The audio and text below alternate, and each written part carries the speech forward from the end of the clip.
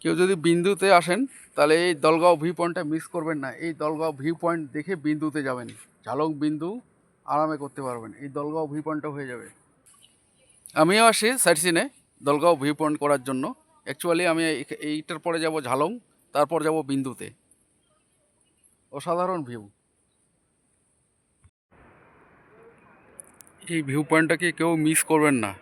Dalgaon view point অবশ্যই আসবেন।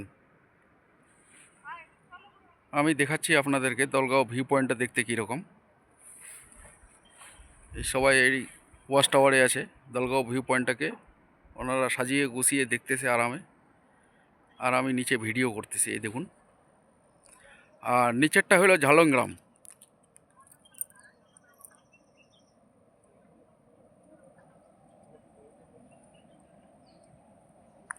অসাধারণ ভিউ।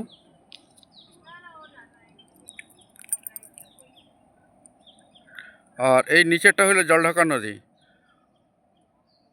আর ওইটা হলো ভুটান পাহাড়, ওই যে এটা।